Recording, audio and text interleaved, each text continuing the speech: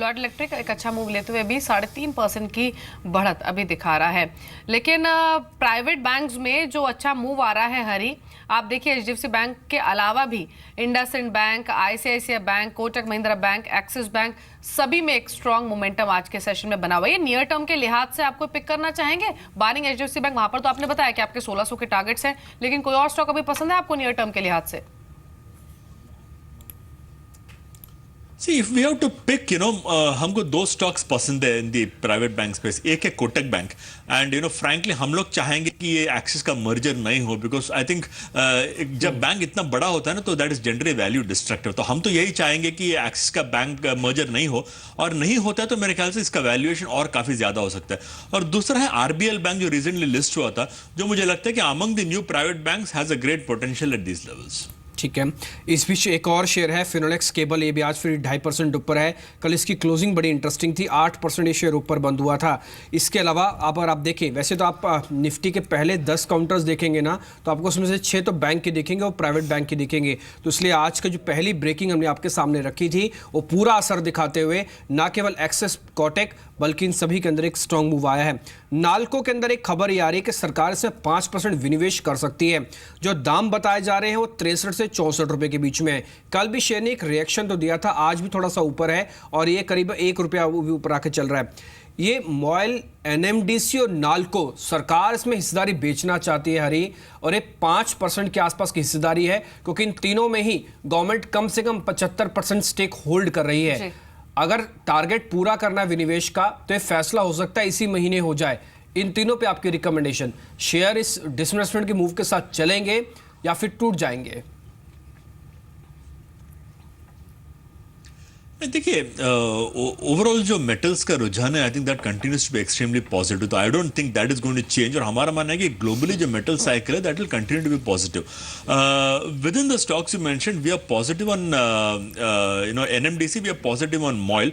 हम लोग नाल्को पे उतना खास पॉजिटिव नहीं है लेवल्स में। जी, लेकिन अभी टिम्पी ने फिनोलेक्स केबल्स की बात की थी, तो मैं उस पर जरूर कमेंट लेना चाहूंगी, क्योंकि अभी थोड़ी देर पहले हम बात कर भी रहे थे कि इक्विटी म्यूचुअल फंड्स जो हैं वो रिकॉर्ड कैश पर बैठे हुए हैं, वेट एंड वॉच की स्ट्रैटेजी अपना रहे हैं, और जिस भी स्टॉक को वो चुनेंगे वो डेफिनेटली बहुत कन्विक्शन के साथ वो पिक करेंगे। और कल एसबीआई म्यूचुअल फंड ने 19 लाख शेयर फिनोलेक्स केबल्स के खरीदे हैं 437 के भाव पर।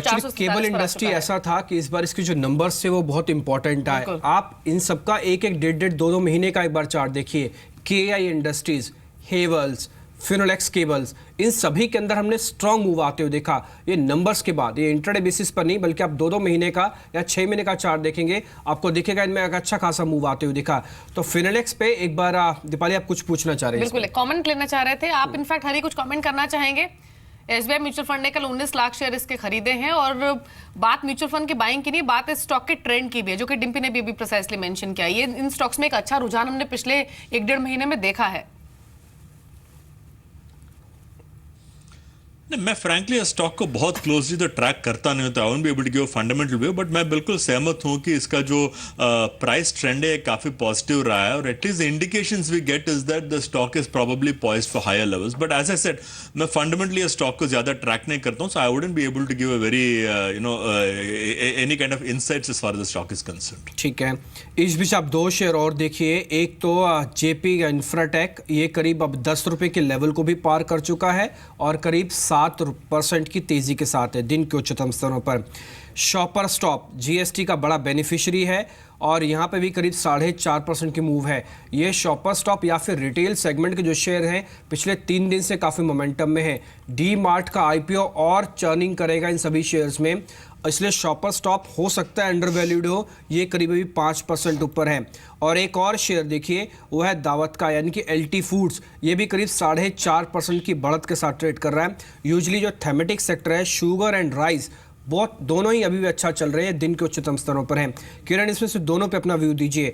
शॉपर स्टॉप रिपोर्ट से कहती है अंडर वैल्यूड है, चल सकता है, चार्ट्स पे कितना मजबूत है।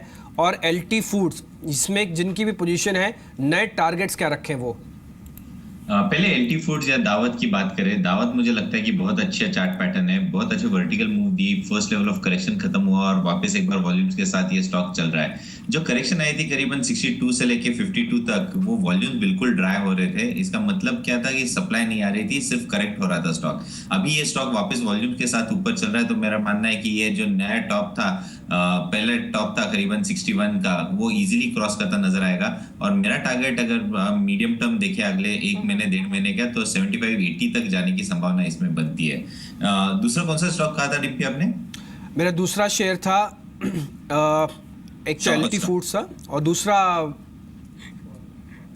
शॉपर स्टॉप था। शॉपर स्टॉप, यस, मैं खुद भी शॉपर स्टॉप मुझे लगता है कि हाँ, शॉपर स्टॉप मुझे लगता है कि मोमेंटम प्ले रहेगा। डीमार्ट का ये आईपीओ आ रहा है, इसलिए तो इसका अगर मोमेंटम प्ले करना है तो मुझे लगता है कि 330 के लेवल्स देखने को मिल जाने चाहिए, पर मैं इतना बुलिश नहीं हूँ शॉपर स्टॉप के स्टॉक पे। जी, 2 अपडेट्स आपको बता देते हैं जो कि सोर्स बेस्ड खबरें हैं। एक तो डॉक्टर रेड्डीज पर, दरअसल 8 फरवरी को जो मरियल गुदा फैसिलिटी है कंपनी की, उसका यूएस एफडीए ने इंस्पेक्शन शुरू किया था। ये इंस्पेक्शन अभी कंप्लीट हो चुका है, रिपोर्ट्स आनी बाकी हैं। और दूसरा कैडिला हेल्थकेयर पर, कैडिला हेल्थकेयर को अहमदाबाद एसईजेड के लिए एक प्रोसीजरल ऑब्जर्वेशन के तहत फॉर्म 483 मिला है। टेंशन की बात इसलिए नहीं, फॉर्म 483 बिल्कुल मिला है, लेकिन ये एक प्रोसीजरल ऑब्जर्वेशन है और सॉप्स से रिलेटेड ये ऑब्जर्वेशन है, इसीलिए शायद स्टॉक रिएक्ट भी नहीं कर रहा। 3.5% ऊपर ट्रेड कर रहा है, इनफैक्ट अब 4% ऊपर आ चुका है। लेकिन हरी, ये इंडिया बुल्स हाउसिंग फाइनेंस पर एक तो आपकी राय क्या है, और दूसरा ये जो जेपी समूह के शेयर्स में यूपी इलेक्शन से पहले जो बज क्रिएट हो रहा है, इसे लेकर अभी क्या करना चाहिए? क्योंकि 2 तरीके के इन्वेस्टर्स हैं जो 6-7 रुपए से भी के लेवल से इन स्टॉक्स को लिए हुए हैं, और एक ऐसा इन्वेस्टर भी है जिनके पास ट्रिपल डिजिट के शेयर्स ये पड़े हुए हैं। क्या करना चाहिए अभी? देखिए, मैं जेपी ग्रुप को के जो शेयर प्राइस है उसको तो काफ़ी क्लोजली ट्रैक कर रहा हूँ, और जैसे आपने बिल्कुल कहा, आई थिंक पिछले कुछ महीनों में ये स्टॉक डबल हो चुका है, फ्रॉम 6 टू अराउंड 14। मेरा कंसर्न अभी भी वही रहेगा कि ये ग्रुप का जो ओवरऑल डेट है, that is I think about 75 to 78,000 crores। I think ये डेट कैसा सर्विस होगा ये फिलहाल कोई क्लैरिटी है नहीं, पर इतना हम जानते हैं कि डेफिनेटली ये लोग एसेट्स बेच के डेट क्लियर करने वाले हैं। क्या ये स्टॉक को खरीद सकते हैं? आई थिंक हाँ, यदि आप एक पंट या ट्रेड लेना चाहते हैं, डेफिनेटली यस, पर मुझे तो फ्रैंकली स्टॉक में कोई खास वैल्यू नहीं दिखाई दे रहा, तो as an investor I will not recommend the stock. हाँ, एज ए ट्रेडर आप डेफिनेटली एक रिस्क ले सकते हैं उस पर। जी, शुक्रिया हरी आपका बातचीत करने के लिए और शो में शामिल होने के लिए। अब एक और मेहमान हमारे साथ मौजूद हैं, हमारे साथ मिस्टर अजय बग्गा हैं। Mister Bagga, good morning, welcome to Zee Business. Markets पर कमेंट लेने से पहले आज टॉक ऑफ द टाउन जो है वो है एचडीएफसी बैंक। 100 रुपए से ज्यादा मजबूती अब स्टॉक में देखी जा रही है, 8% ऊपर रिकॉर्ड लेवल्स पर। क्या करें लेवल्स पर, क्या व्यू है आपका? जी Deepali, good morning. Particular stock तो मैं नहीं कर पाऊंगा टिप्पणी।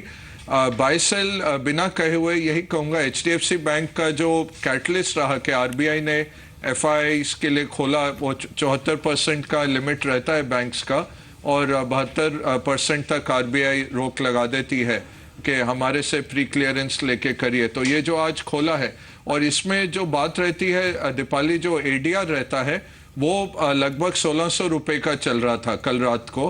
कल एडीआर 1% नीचे गिरा, तो एडीआर बेचा लोगों ने, और आज खरीदारी हो रही है यहाँ मार्केट में, क्योंकि बहुत बड़ा एक आर्बिट्राज था। यहाँ 1350 था, एडीआर 1600 रुपये का चल रहा था अगर डॉलर को कन्वर्ट करें, तो वो आज प्ले आउट हो रहा है।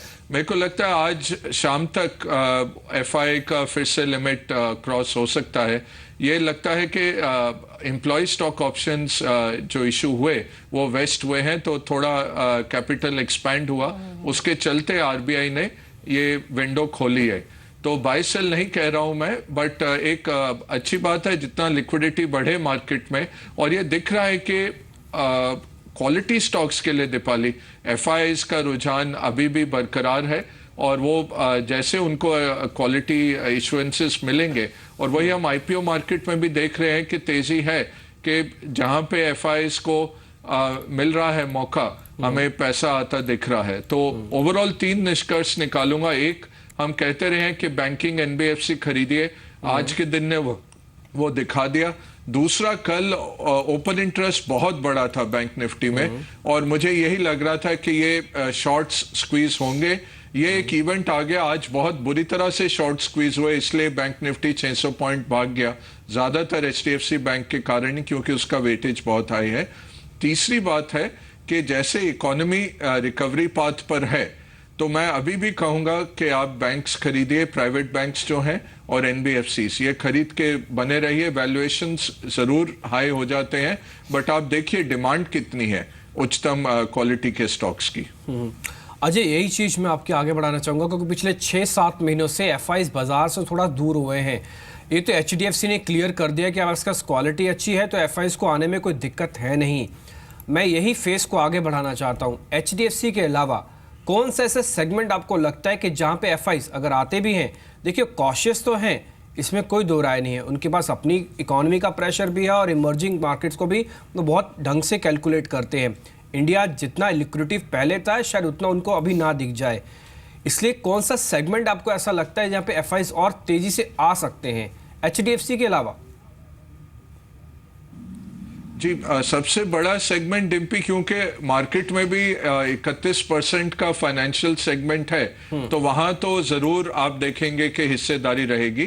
दूसरा आईटी सेकंड बिगेस्ट सेक्टर है, जो अंडर ओन्ड हो गया है, अंडर परफॉर्म किया है पिछले 1.5-2 सालों में, और एफआई से जो बातचीत चलती है उन्होंने नहीं निकाला है, और लगता है कि वो और खरीदेंगे, क्योंकि ये जो ट्रंप का ट्रेड है कि भाई ट्रंप वीजा पे बैन लगा देंगे, ये करेंगे, जो बड़ी दिग्गज कंपनियां हैं टीसीएस और इन्फोसिस सब कह रहे हैं कि ओवर प्ले हो गया है, इतनी हानि नहीं है, आप इतना मत इसको गंभीरता से लीजिए।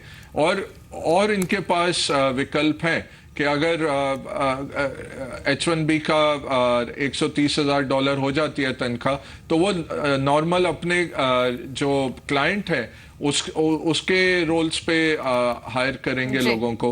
दूसरा, लोकल हायरिंग काफी तेजी से चल रही है, तो आईटी एक और क्षेत्र हो सकता है जहां एफआईएस। और तीसरा, इंडिया का कंजम्पशन क्षेत्र में मीडिया के स्टॉक्स भी एफआईएस को पसंद है। हमने देखा है कुछ सिनेमा हॉल ओनर्स को भी प्राइवेट इक्विटी लोगों ने खरीदा। इस तरह से हम देख सकते हैं जो भी कंजम्पशन सेक्टर्स हैं। जी।